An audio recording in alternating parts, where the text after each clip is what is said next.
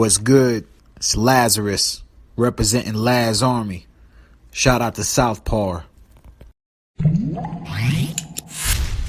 Before we start, could you please introduce yourself shortly?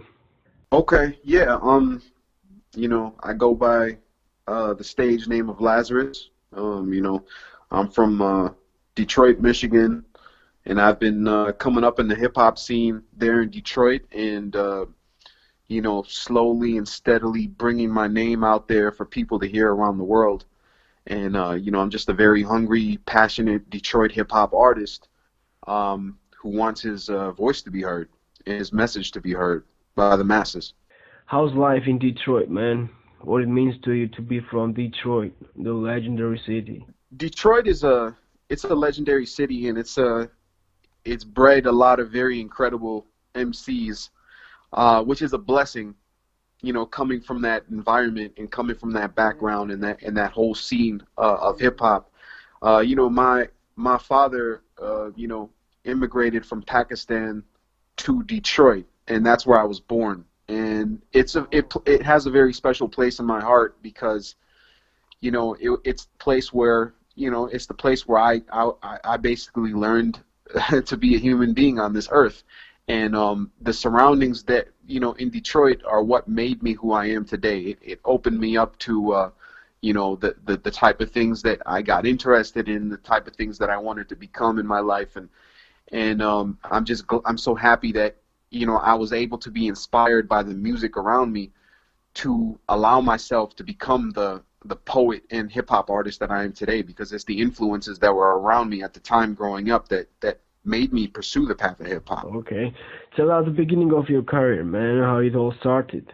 Man, it all started, I used to rap in high school because during that time I was extremely big on the Wu-Tang, big on Nas, and Eminem was just coming out at that time, and I had been so inspired, especially by the Wu-Tang, that it almost made me feel as if, words could be put together in such an intricate way that it was just so cool to hear it and so awesome to listen to it. And I just would zone out from my life, and just those words would just pick me up and change my mood. If I was sad or if I was not feeling right, I would just listen to a song by the GZA or a song by Nas or something, and it would just make me feel good about myself. And so I used that energy and I started writing myself, with my friends in high school, and that's where it all started.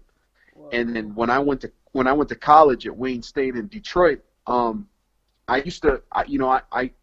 mustered enough courage to start walking into the ciphers and start battling and freestyling with other rappers at the college campus. That's where everything kind of started, because that led to me getting on the radio stations and my name started spreading out, and then it just went from there.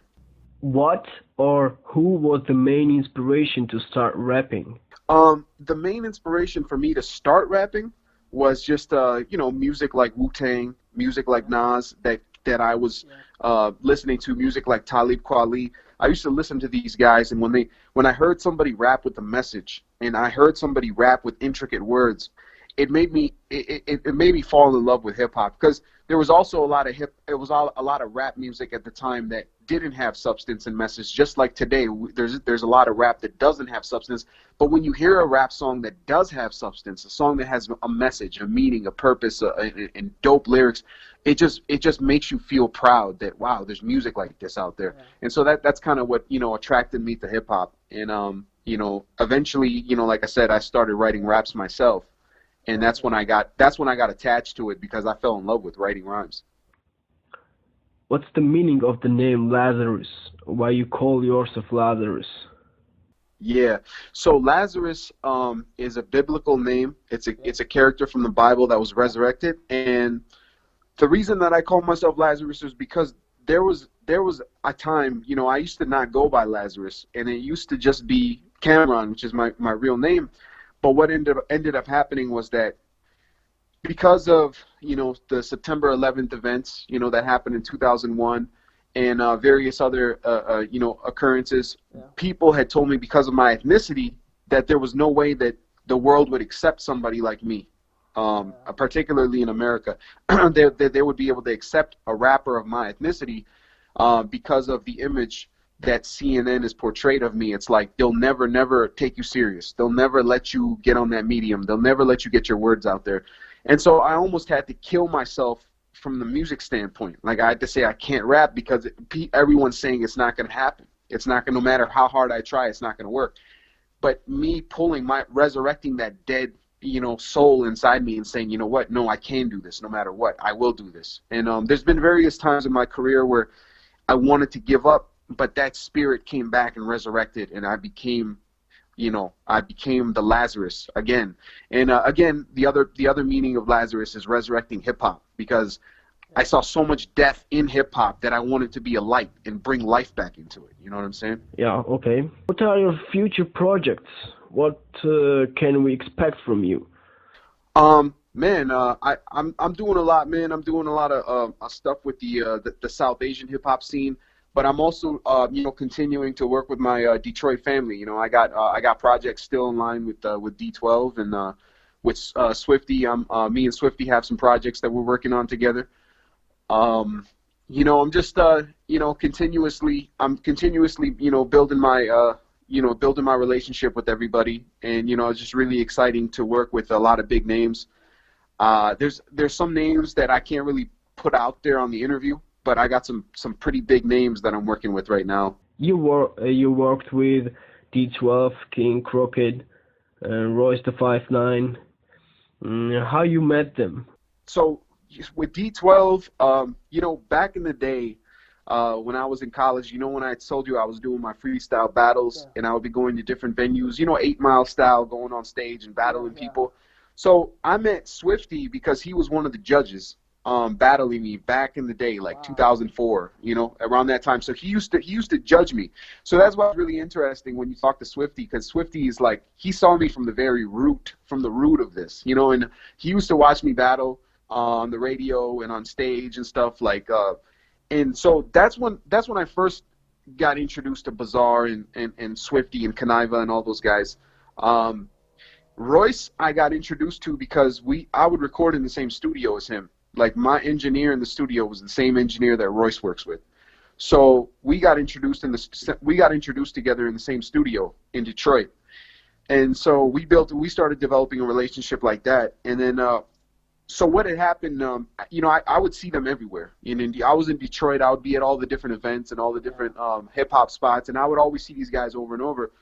Now, once I got co-signed by Russell Simmons in 2013, I was invited to Russell Simmons' house to perform, and then I started putting work out on All Deaf Digital. That's when I reached back to D12 and Royce to start collaborating. And once they saw I was doing my thing with Russell Simmons, that kind of furthered my relationship with D12 and with everybody else, and then we started putting our projects together.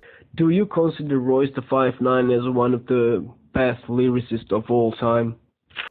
Yeah, no, I definitely. I consider Royce as one of the best lyricists of all time, and I consider him, without question, the king of Detroit. I mean, as far as lyricism is concerned, man. I mean, him and Eminem, him and Eminem and Elzhi, I think, from Slum Village, are my top 3 lyricists from Detroit, man. And and just amazing skill, man.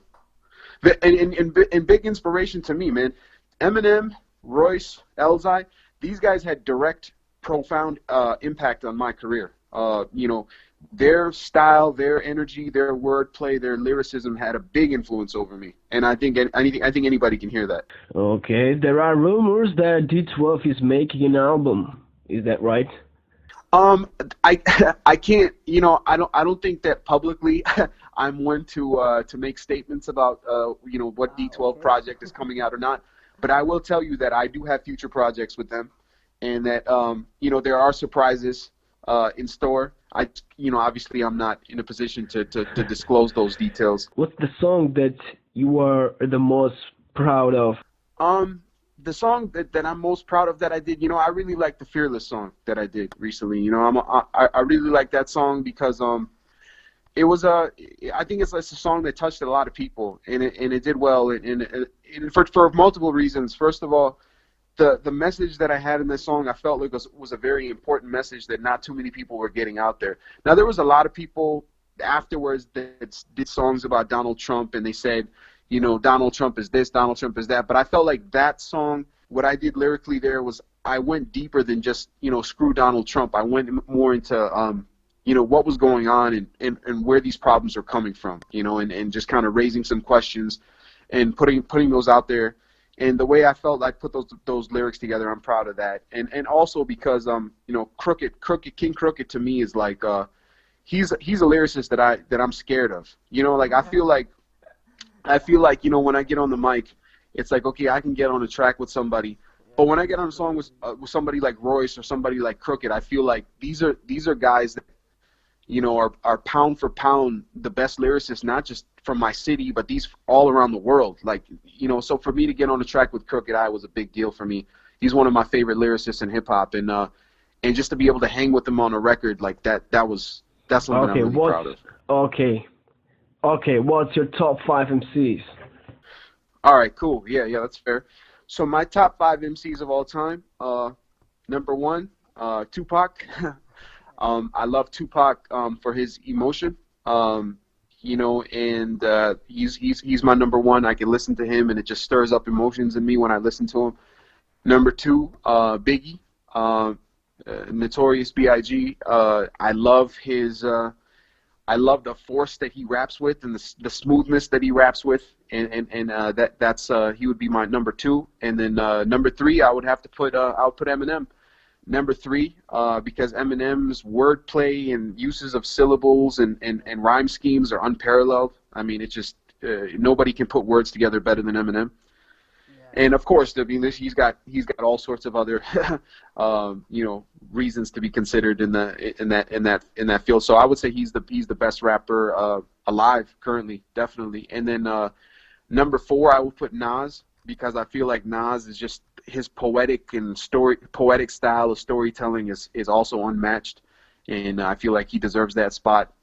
And then for me personally, number 5, I would put the GZA from the Wu-Tang, because of his he made probably my favorite album of all time, which is Liquid Swords, and on top of that, his vocabulary and use of science and stuff in hip hop is something that really inspired me. What's the first record that you bought? The first record that I ever bought was probably I'm trying to think. The first record I probably bought was Eazy-E, real mother effing G's, man. That's probably the first one. Yeah. Okay, man. Is there anything you want to add or say something? Yeah, man. I want to give a shout out to your site, man. I really like it. I've seen you guys supporting me over the years, man. So I really appreciate you guys. I'm really excited to you know, continue building my brand internationally. And me and Swifty, you know, are putting plans together to do an international tour. So I'm really excited to come out to Europe. You know, I'm really excited to come out to different various countries, man. And one thing is, you know, I want to be an ambassador for international hip hop. Like, you know, I want to represent Detroit where I go, but you know, I don't want to just keep it in Detroit. I want to spread the love. I'm somebody who loves to see the growth of hip hop through all communities, through all cultures. And one thing I want to really get across is that hip hop brings together members of all races, you know, and it puts everybody together in one room. And I think that that's a beautiful thing, and that in promoting unity is very important right now. Thank you, Lazarus, for being with us, man. Just to let you know, we support you, and we look forward to your projects, and we are beside you, man. Sounds good, man. I appreciate that. Thank you so much. Thanks a lot, man. I appreciate your time.